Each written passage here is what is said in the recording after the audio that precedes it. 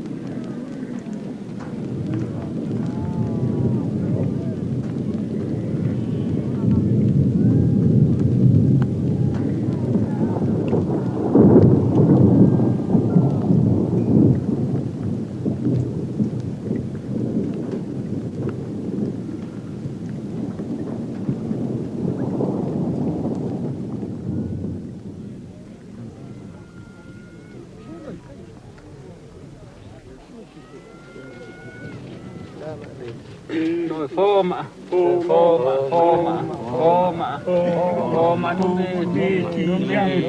pini jam sago pini jam tira jam tulio sago barka alheri forma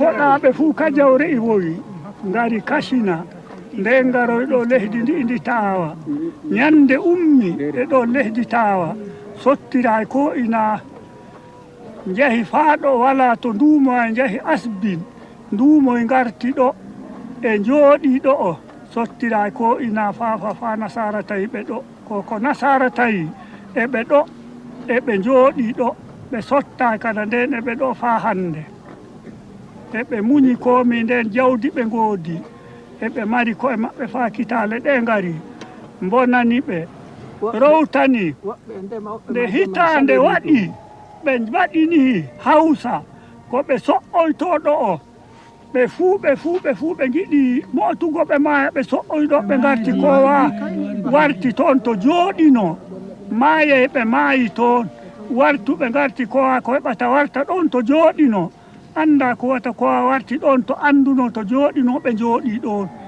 ɓe jooɗi ɗon gomnati e hokkora ɓe ma ɗum heƴa ɓe kadi e ɓe nguuri noon jooɗiga wala no ɓe mbaɗa kanjum woni jonde maɓɓe ɗo o duniya say gokke goɗɗum ko anda mbi'e maroro ɗum kanjum waddi weelo ɓe mbaɗi deedi ɓe mbaɗi hande woɓɓe gi'ata duniya gi'ata ɗum weelo mumnidi duniya ɗum siya jaram belɗam ɗum siya jaram ɗam ɓe mboobi kanjum ɗum mumnidi duniya hulɗum waylaki ɗum re'e duniya kosam wala duniya andano komi kulna kosam say ñiiri to ɗum wala hande boɗaɗo say ñaama ñiiri ngayari to waɗata ɗum worata boɗaɓe ɓe mbaɗa.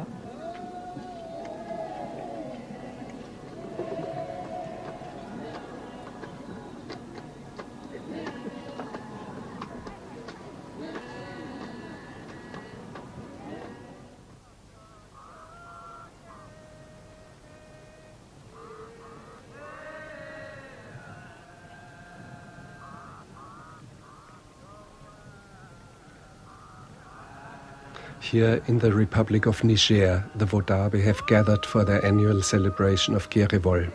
Towards the end of the rainy season, in the month of September, tribal meetings are held all over the half-desert.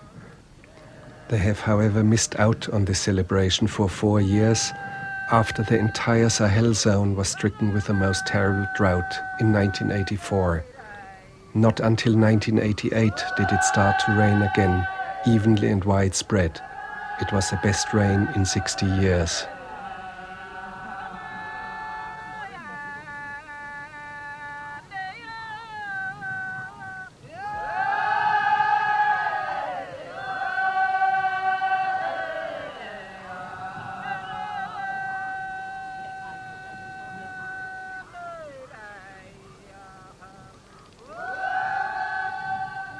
Jakiji nden emi wodi jakiji jobi a wala pussu mi wala pussu min ni geeloɗi gonmi ɗiɗi e ngeloba ndewa geeloɗi gori ɗiɗi amaleji e ngeloba ndewa kanji gonmi nde ngeloba no ɓirete to kadi say na'i batu na'i e nden kolse ɗo soruɗa nden kolse 12 sorruɗi ɗum seɗɗen ɗo ɗum nde soɗɗa gawri e marɗa ɗiyama kadi sonmi gawri sonmi sodan mi wuro gawri siyama sodan mi ɗum nayi a yii nden sinkafa e sa'año ɗuma sa'año sodete ɗuma anguriyaje sodan mi nayi e nayi noy ummodiɗa dillidɗa ko dillumi ɗo ko jawdi ummi ko ummoriɗen leydi Doso nden ko ummodimi nayi ayi nden fu dow nayi bonni kolse nayi 10 dillimi jahduɗa fa Doso jahdumi fa Doso fa Gaya toon ɗi mbadi fu Gaya e ko wari ɗi a ñande ɗi dilli ɗo ɗi jeeyi toon ayi kadi ɗi yiiwi gande toon nden ɗi mbobande ɗi andande ñande ɗi jaari ndiyam ɗam ayi kada wahde ɗi fu kadi kada mi aaw nde aawmi kada mi aaw nde aawmira ayi kada nde ɗe mburti kada mi waɗga demal rana demal waɗa kada ila rowani kada ila rowani emi rema mi heɓa hikka kada nden kada hikka mi remda kadi nde a heɓa rowani nden mbaɗɗa noon kada nden mi wanɗe mi dillu mbaɗmi fombina min eyrijo o min dilli fa min jahni leydi Mali min jiilo kadi min keɓoy seedon kon min keɓoy kankon min garti kankon min sorreno emin ɓeta ɗum fu raro abbe ɗo ngaɗo dabare mi rara ko nangi o tummugel ta hoy ko battoddi o bireɗina he sagali maji min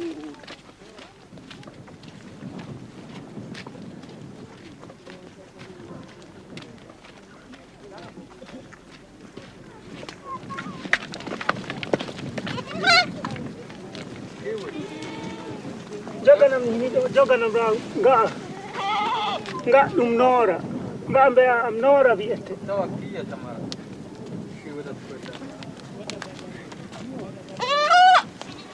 kala ɗiɓe nde wiye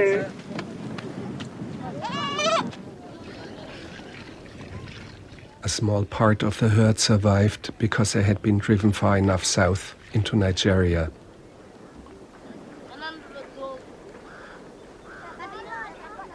The Wodaabe women have the job of milking the cows. This is the simple way they churn their butter. Each married woman receives part of the herd as her dowry. If she leaves her husband, which often happens, she retains the basis for an independent economic existence. She can sell the remaining butter at the market. The unassailable possessions of every married woman consist of particularly richly decorated bowls, gourds, and other household implements. These possessions are purely symbolic. They are never used, just put on display. Otherwise, the Wodaabe's strictly material possessions, apart from the cattle, goats, and pack animals, are very few. Some blankets, beds, which can be quickly taken apart, mats and some kitchen utensils, that's it. Their camp is cleared in less than an hour and rebuilt in an equally short time. Some of the herds have grown back to their old numbers. They are the kind of zebu cattle that were painted on rock in the Central Sahara back in the Stone Age. Even their special brand has remained unchanged.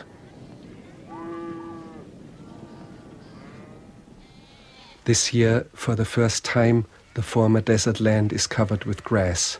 But the grass drew a plague of locusts, millions and billions of them. In only a few hours, a cloud of locusts can move in somewhere and strip everything down to the bare stalks.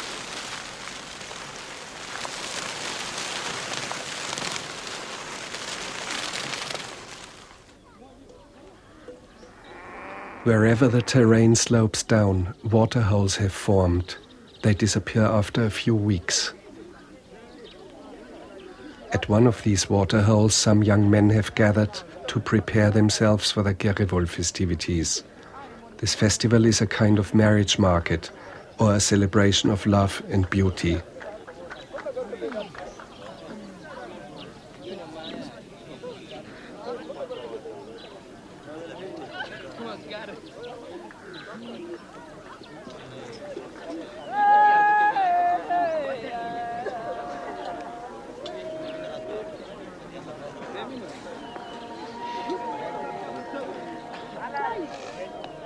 These are all men. During the festivities, which may last as long as 10 days, they will compete against each other in a beauty contest and the young women will be the ones to choose a mate. Most of them are married girls who disappear for a few nights into the bush with a man of their choice and return him afterwards. The man has the right to refuse, which however is seldom exercised.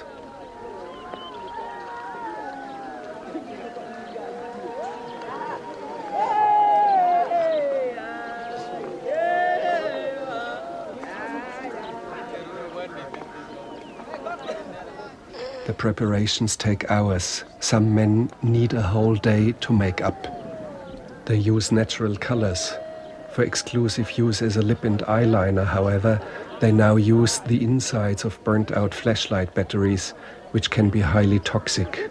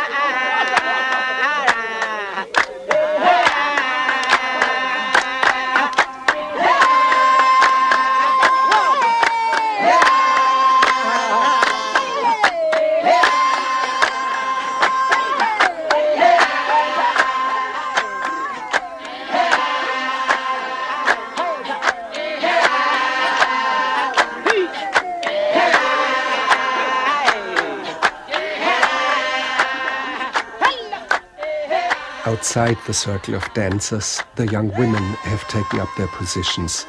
Each of them will choose her bow for the night.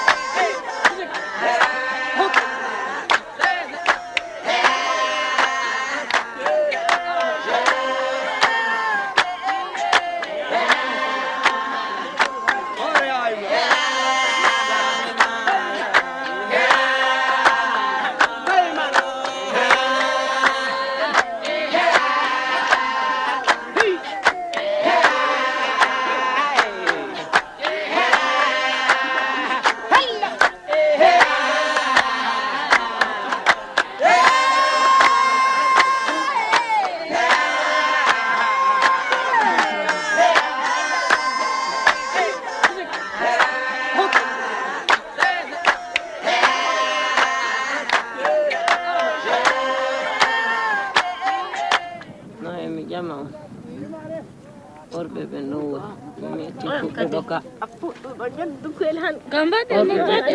ɗima e ngel dukoyel kadi oy ko jiɗɗon e maɓɓe o ko jiiɗon e maɓɓe ko jiiɗon e maɓɓe woni joƴinaɓe dow sagaji duniya jinnol mo yiɗi jinnol maɓɓe na kosɗe maɓɓe jiɗɗon na juuɗe maɓɓe jiɗɗon na jeese maɓɓe togota hibba yo raako ɓe ngoodi kadi ma on jiɗa wane liiso ɗo woɓɓe wonɓe woɓɓe ɗon min giɗa ɗum akko ninne ɓe ana goto jamu to min giɗa woɓɓe ɗum min giɗa mbuɓe waɗa addu min mi wala nder ɓe ni ɓe jiɗa ko min nder ɓe yiɗa ɓe amma on volwete gam Allah min jami on mbi on onon ma raako jiɗɗo raako jiiɗo raako jiɗɗo amma min giɗi komin giɗa komin giɗi e ɗum ɗum e ɗum Fata badima fuɗɗa. Onon ma on gaddata on bolbata komi. Min bolba waya.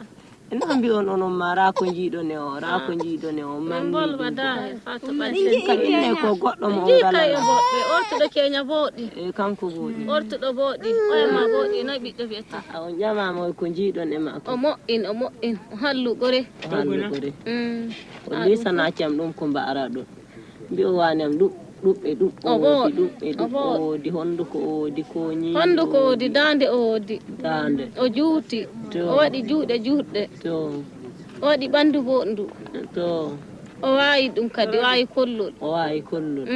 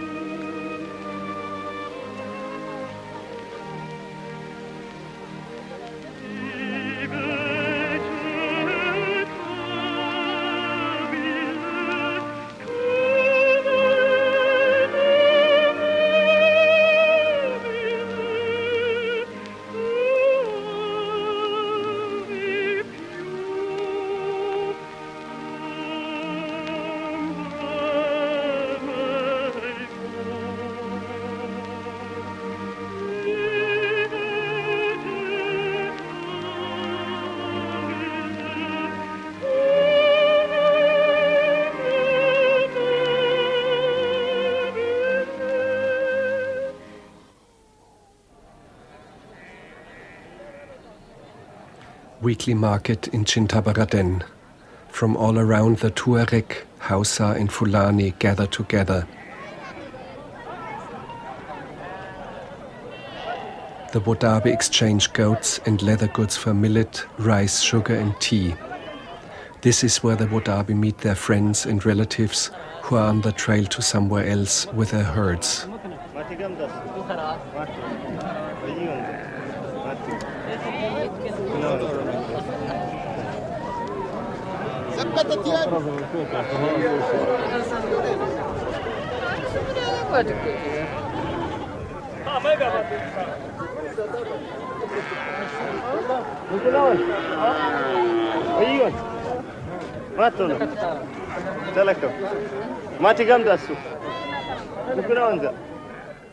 Salt.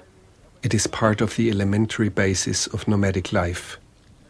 Here in Tegidin Tesum, near the Algerian border, the soil contains a lot of salt. Once a year, at the end of the rainy season, the Wodaabe men drive their dromedaries here. The animals lick the salty ground and get salt water to drink.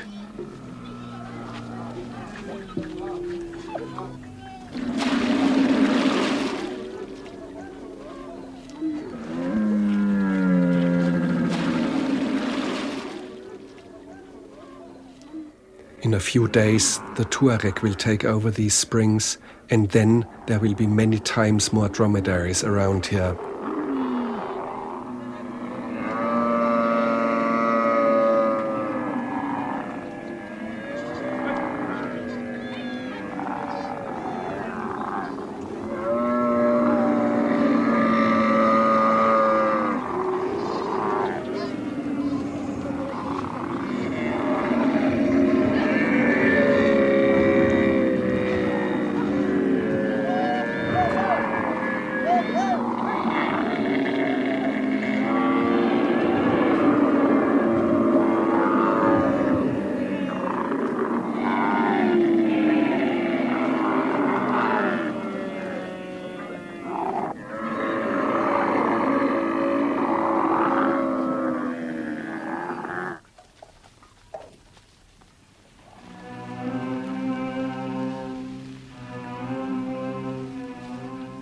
At the western edge of the Aïr Mountains, near the Algerian border, lies the town of Arlit, the biggest uranium mine in the Republic of Niger. We went there because many Wodaabe had taken refuge there during the drought, hoping to find a survival job.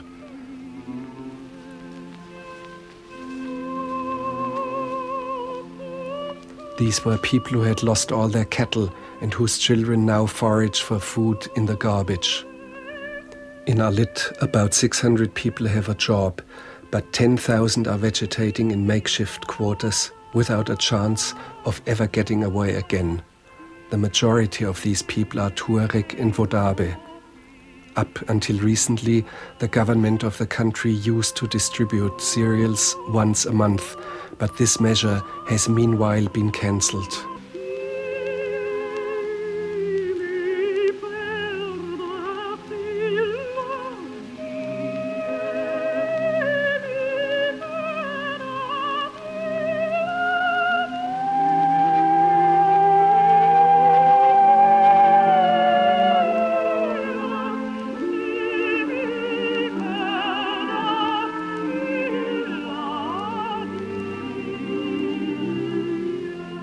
dole tan joɗɗini min ɗo ɗum zama wahala min joɗodi wala andan ɗomi zama wannan kaman kaso kama zama kaso ɗo min joɗori e ɗum tilas joɗɗini min ngala to min oñoro kai dai na ko hadda mutane na wonga wahala to boɗaɓe fuu ni kañum en kam ɗum noon kulay boɗaɗo nder siire to wana ɗum dow belɗum o jooɗi ɗum dow wahla tan sabanda wahla tan joɗɗinimo ngam wala to o yahto han o daafo nder ladde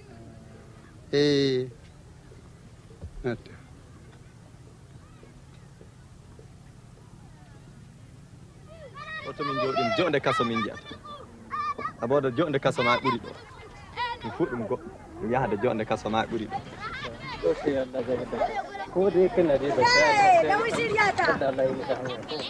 zamam ɗum nder ladde zamam nder ladde ɗum ɓurani tole min jooɗoɗin zama kaso min mbaɗa shawara maji saboda lawol ma joni min keeɓa shawara maji min jooɗodi min jiɗi shawara maji min keeɓa min ñuma ɗum e ɓerɗe amin min burto ladde min jiɗa jonde ɗo doole tan dartani min zama kaso min jooɗi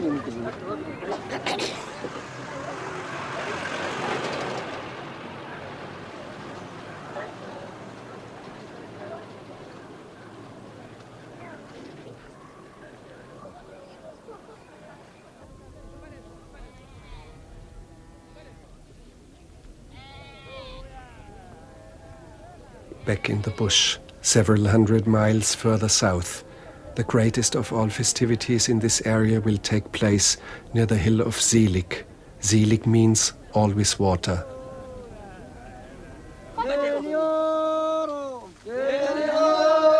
Weddings that had been postponed for a long time because of the drought years are now taking place.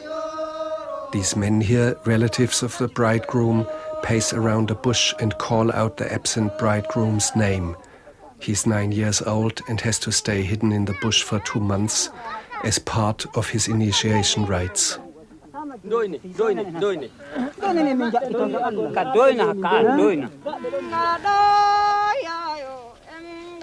In the meantime, the bride's mother and female relatives walk around a herd of cattle from which they choose several animals for the dowry.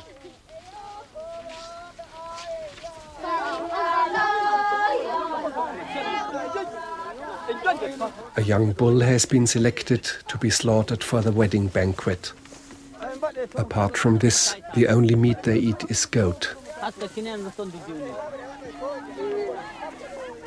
The cows are the bride's dowry.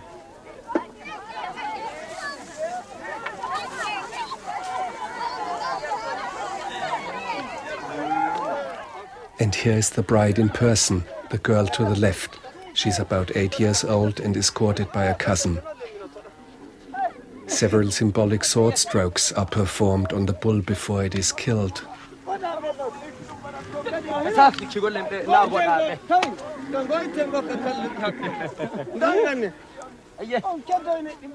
The marriage has been arranged by the parents, but it is not consummated until after puberty. Until then, the bride remains with her mother. After the butchering, different pieces of the young bull are distributed and eaten in a special ritual, based on the degree of relationship.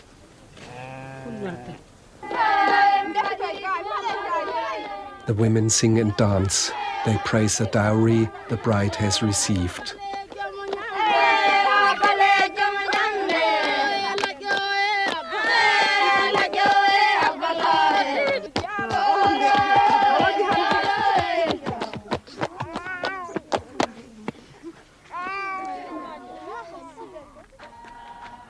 Towards evening, the Gerivol celebration begins.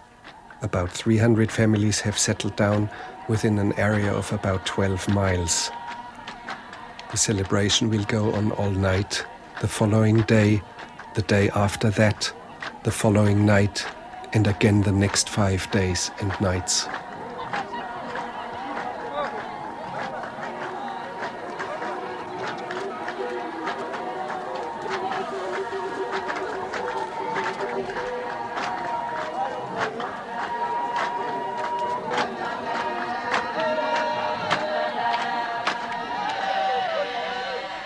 The next morning, the young men have taken their places for the Yaki dance. The most important objective for all of them is to radiate all their charms and attract the attention of a young woman.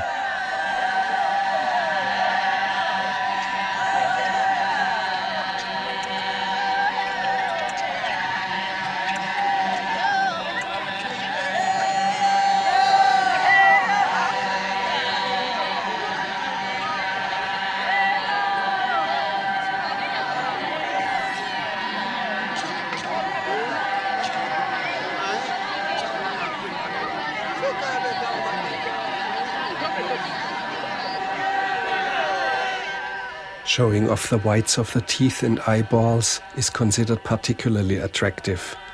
In addition, the men try to look as tall as possible. Quite a few of them, even without standing on tiptoe, are almost 7 feet tall.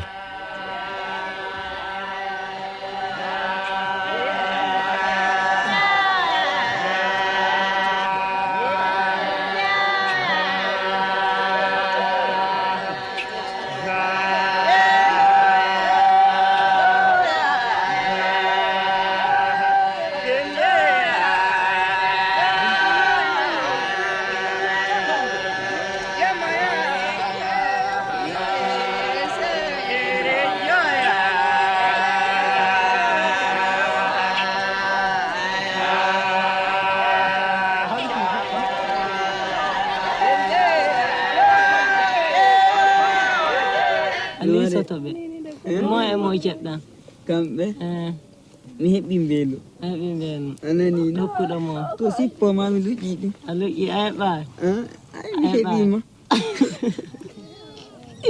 Voilà. Et même moi qui me la amo. Gomman. Oro. Diamji. Nani kamɓe woni ɗo nde hon kon togo nder gure amin. An tokkuɗo mo e mo. Mimba. Ngala togu mamima. Ɓurɓe ɗo fuɓɓe togu. Gelgel. Awlata jawmi ko.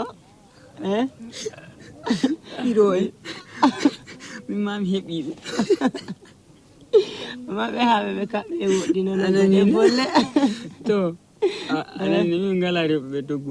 Kamɓe min mami heɓiɓe. Ma heɓiɓe. Mi heɓiɓe Ma on ngala ɓe togu. Min ngala rewɓe togu ma haɓɓe rewɓe togu. Baɗɗum ɗo ɗum woɗina. Ay ɗum halla. Ɗum halla. E mo ɓuri. Kamɓe. Ay mi meɓta ɓurɗo kee duña ɓe ortuɗo halliɓore kadi kam mi anda. Ma anda. Mi anda darga ma min mami kalluɗo hoore am. Amma a kalluɗo hoore. To gannana. To gama nder jaaɓe. Ɓe ma jaaɓaɓe mo e mo jaaɓa ɗum. Min jaaɓa kadi ma min suɓoya. Tokkuɗo ma ɗum mo. Ananina. To gannana. Min fadda ɗo. To gannana. Min jaaɓa. Anani. Tokkuɗo agolla. Min jaaɓa nde jaaɓami. Ananina. Suɓoyami. Ananina. Mi ñamini gala kam. A ñami gala. Amane ɗum baɗɗum ɗo voɗi. Ɗum voɗi. Ɗum voɗi. Mafa. Ɓandu wodi bondu. Kadi ma enɗi ma ko boɓɓe. Nani. Kadi ma dorɗi wodi. Kadi ma ñinde jiɗrumomi e toggu mako. Yeso ma bo wodi mo wodi gasa ɓuri. O kan modi hankali. Modi hankali. Hoore mako no hef hankali. Hoore mako wodi hankali kamma halla toggu wodi. To. To kan. Ana miette biyan hakkille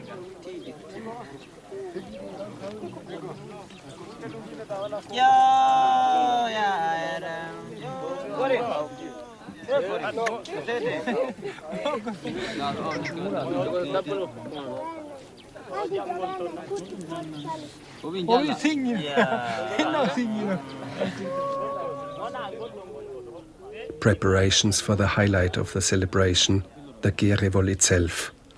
The most beautiful man is selected by the girls, an extraordinary honor. The same makeup and dress is prescribed for all the contestants to prevent any of them from using some particularly handsome form of adornment to gain an advantage over the others.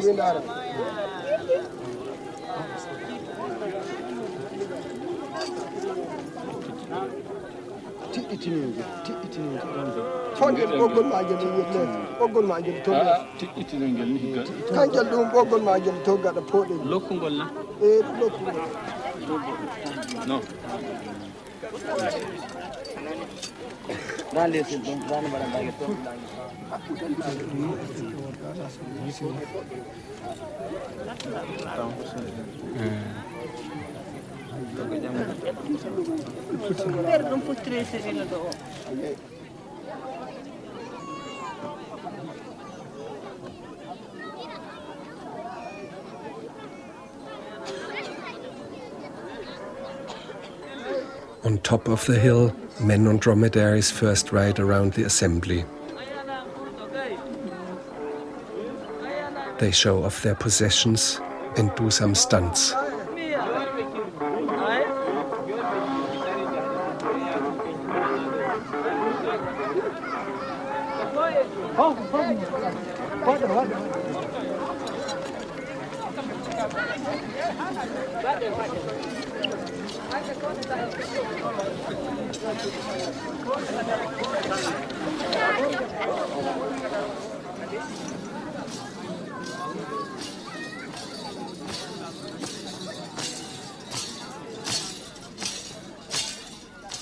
The Gerevol dance can begin. It runs through several phases, all according to specific regulations.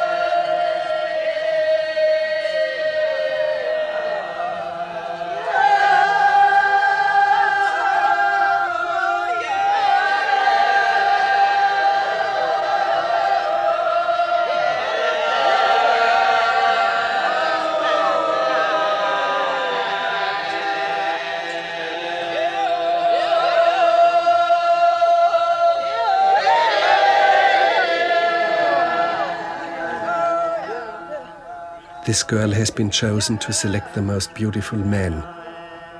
He will then belong to her. She walks along the row of dancers.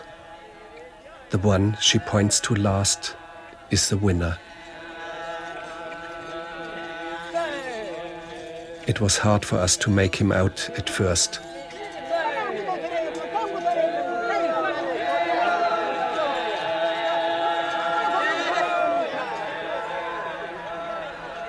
This one is the most beautiful.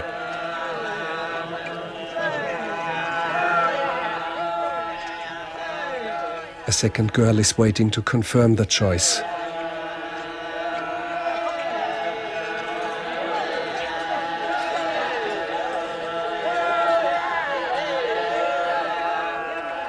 The slender man in the middle, that's him. One of the tribal elders marks him with an uplifted hand.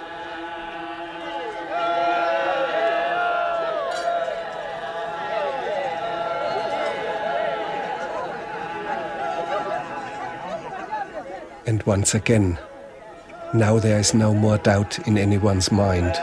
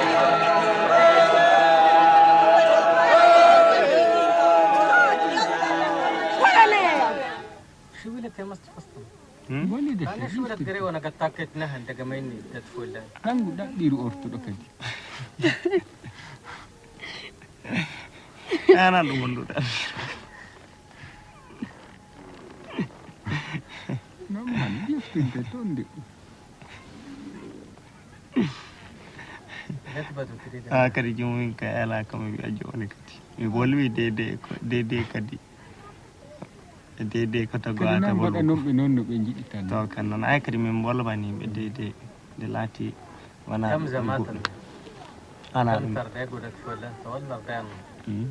wolbuma di kabi ɓe a jaɓi jaɓi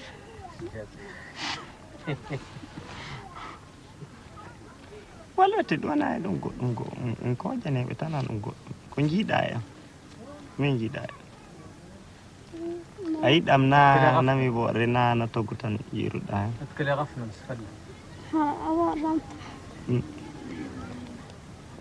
se wona fof ɗum ko duña wima ɗum ko ñumanɗa hoorema ko ñumani hoore